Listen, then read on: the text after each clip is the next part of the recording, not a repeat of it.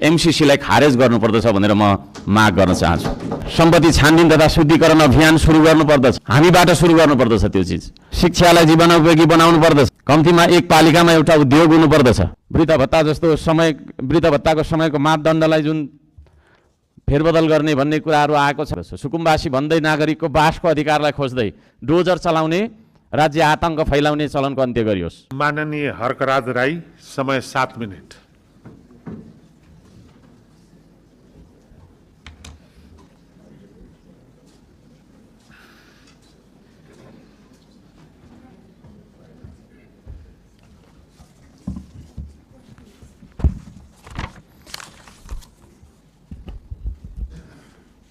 सम्माननीय सभामुख महोदय,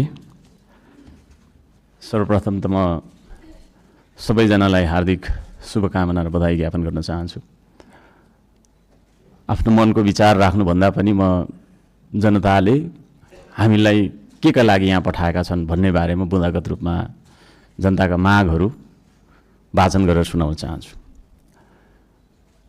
तर त्योभन्दा पहिला चाहिँ हामीले पक्कै पनि देश बनाउनका लागि, देश परिवर्तन गर्नका लागि भनेर आएका छौँ।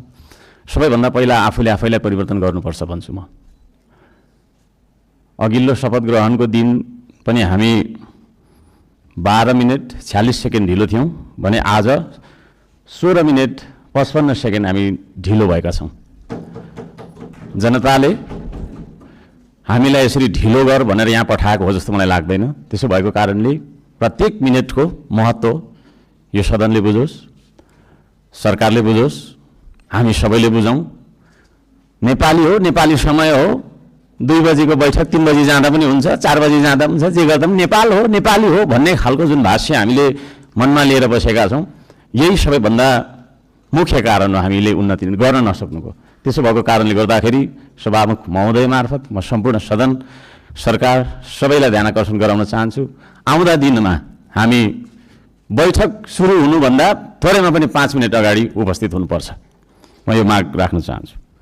हामी विभेदको अन्त्य गर्छौँ भनेर यहाँ भनिरहेका छौँ। भर्खरै पनि पूर्ववक्ता माननीयज्यूहरूले थुप्रै कुराहरू राख्नुभयो, आफ्नो मनको कुराहरू। तर यहाँ यही सदनभित्र पनि विभेद भइरहेको छ। सत्ता पक्षले 30 मिनट बोल्दा पनि हुने, 40 मिनट बोल्दा पनि हुने, प्रतिपक्षले अलि सानोले होइन 3 मिनटमा सकिहाल्नुपर्ने, 2 मिनटमा सक्नुपर्ने।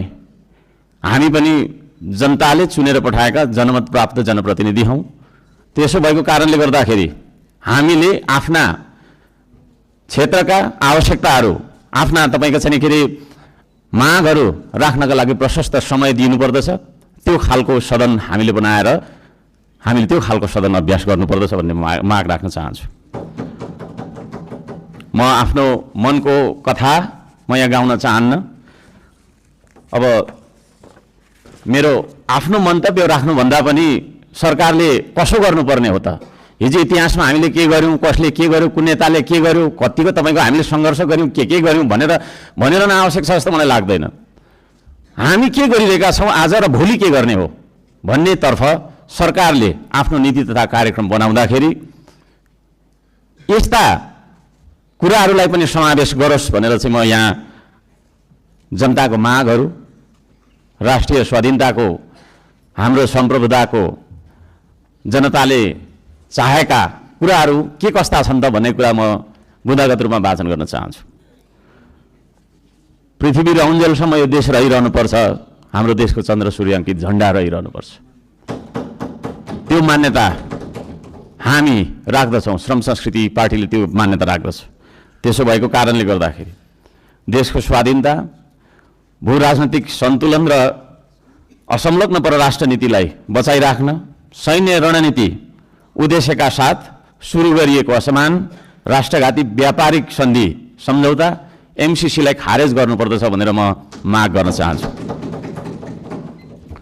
2 नम्बरमा सीमावर्ती क्षेत्रमा छिमेकी मुलुकहरूले गरिरहेको गतिविधिलाई सक्रिय रूपमा नेपाल सरकारले निगरानी राख्नुपर्दछ र संयुक्त राष्ट्र सङ्घ लगायतका निकायहरूमा गएर हाम्रो देशका 4 किल्ला कति हो त हाम्रो भूगोल भन्ने सिमाना यकिन गरेर सिमानाको रक्षार्थ नेपाली सेनालाई खटाउनु पर्दछ भन्ने म माग राख्न चाहन्छु। नेपाली जनताले यो माग राखेको कुरा म जानकारी गराउन चाहन्छु। जनताले सोझै चुन्न पाउने प्रत्यक्ष कार्यकारीको चुनाव गर्नेतर्फ सरकारको नीति तथा कार्यक्रम अगाडि बढोस्। यदि सरकारले 2/3 नजिकको सरकारले त्यो कुरा अगाडि सार्छ भने त्यसमा हामी सबैले सहयोग गर्नुपर्दछ। नम्बर 4, जेनजी आन्दोलनमा डिस्कोड चलाएर जेनजी बालबालिकाहरूलाई स्कुल ड्रेसमा आन्दोलनमा बोलाउने, शान्तिपूर्ण आन्दोलनलाई भड्काएर हिंसात्मक बनाउने, आन्दोलनमाथि अन्धधुन्ध गोली चलाएर दमन गर्ने, 23 गतेको घटना घटाउने, साथै 24 गते सिंहदरबार, संसद भवन, सर्वोच्च अदालत जस्ता सरकारी भवनहरू जलाउने कृत्य गर्ने मान्छेहरूलाई पनि तपाईँको चाहिँ के अरे कारबाहीमा ल्याउनका लागि उच्च स्तरीय छानबिन समिति आयोग गठन गर्नका लागि हामी माग गर्दछौँ। 5 नम्बर, सम्पत्ति छानबिन तथा शुद्धिकरण अभियान सुरु गर्नुपर्दछ। सबैभन्दा पहिला अहिले सरकारमा रहेका मन्त्री परिषदका सम्पूर्ण मन्त्रीहरू, सांसदहरू, हामी सबैजना सबैको तपाईँको चाहिँ के अरे हाम्रो सम्पत्ति छानबिन हुनुपर्दछ। हामीबाट सुरु गर्नुपर्दछ त्यो चिज, किनभने हामी नियम कानुन बनाउने भने हामीबाटै त्यो कुरा लागू भएर जानुपर्दछ। हामीले बनाएको नियम कानुनले अरूलाई मात्रै ठ्याङ्ग्रोमा कस्ने खालको व्यवहार हामीले गर्नु हुँदैन भन्ने माग राख्दछु। शिक्षालाई जीवनोपयोगी बनाउनु पर्दछ। उत्पादन, निर्माण र आविष्कारसँग जोड्नु पर्दछ शिक्षालाई। शिक्षा भन्ने बित्तिकै कथा पढ्ने विषयवस्तु होइन, त्यो भन्ने बित्तिकै उत्पादन, निर्माण र आविष्कारसँग जोडिनु पर्दछ भन्ने हाम्रो माग हो। त्यसतर्फ सरकारले ध्यान दियोस्। हप्तामा 3 दिन मात्रै थ्योरी पढ्दाखेरि हुन्छ, 4 दिन विद्यार्थीले उत्पादन, निर्माण र आविष्कारसँग जोडेर क्रियाकलापहरू गर्न सक्नुपर्दछ। त्यो खालको जीवनोपयोगी शिक्षा लागू गरिनुपर्दछ भन्ने हामी माग राख्दछौँ। 7 नम्बरमा, खेतीबारीको समस्या हल नगरी देशको आर्थिक समस्या हामीले सुल्झाउन सक्दैनौँ, आर्थिक उन्नति हुन सक्दैन। त्यसो भएको कारणले कृषिमा देखिएका समस्याहरू पहिचान गर्ने र समस्या हल गर्ने सबै खालका तपाईँको प्राविधिक उपायहरू अपनाउने काम गरिनुपर्दछ भन्ने ध्यान आकर्षण गराउन चाहन्छु। नम्बर 8मा, कम्तीमा एक पालिकामा एउटा उद्योग हुनुपर्दछ, एक परिवारमा एकजना रोजगार हुनुपर्दछ। त्यो खालको नीति हामीले अपनाउनु पर्दछ। बन्द गरिएका उद्योगहरूलाई पुनः सञ्चालन गर्ने साथै नयाँ उद्योगहरूको स्थापना गर्ने नीति तथा कार्यक्रम सरकारले ल्याउनु पर्दछ भन्ने ध्यान आकर्षण गर्न चाहन्छु। 9 नम्बरमा, जनताको सेवा सुविधा, विकास र समृद्धिमा सार्वजनिक हितका लागि प्राकृतिक स्रोत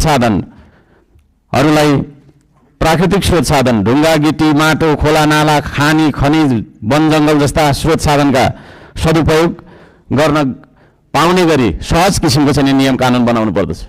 कहीँ कतै हामी हुन्छ म सक्छु अब र यी सम्पूर्ण स्रोत साधनलाई परिचालन गरेर चाहिँ हाम्रो देशलाई समृद्ध बनाउनतर्फ हामीले ध्यान दिनुपर्दछ भनेर भन्न चाहन्छु।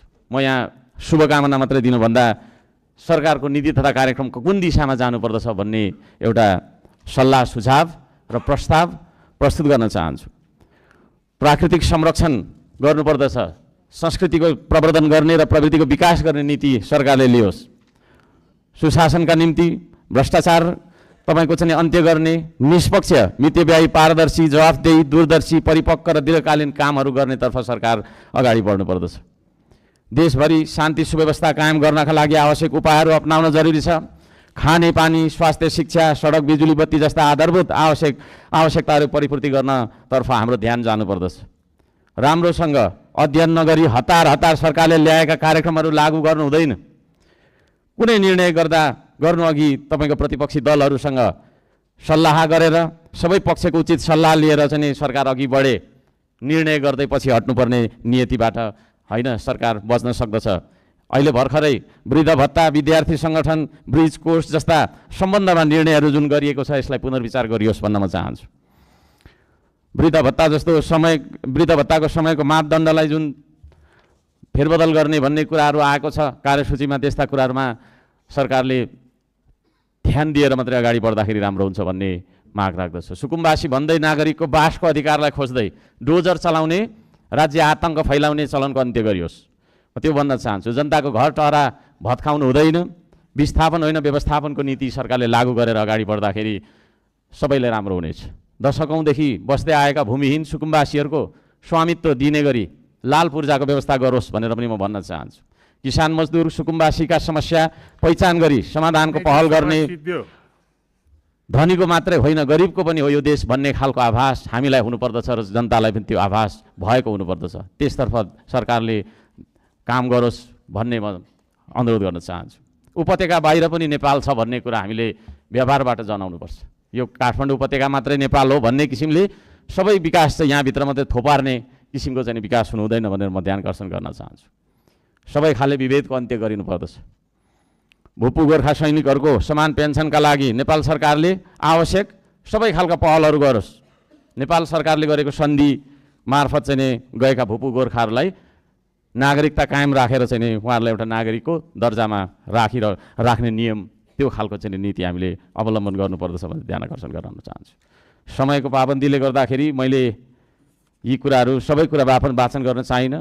माननीय सभामुख महोदयले 2-3 चोटि भनिसक्नु भएको छ र यो म पत्र सम्माननीय सभामुख महोदय मार्फत टेबल गर्न चाहन्छु र यस सल्लाह सुझाव अन्तर्गत सरकारले आफ्ना विचारहरू आफ्ना नीति तथा योजनाहरू अगाडि बढाओस् भन्ने म माग राख्न चाहन्छु। धन्यवाद।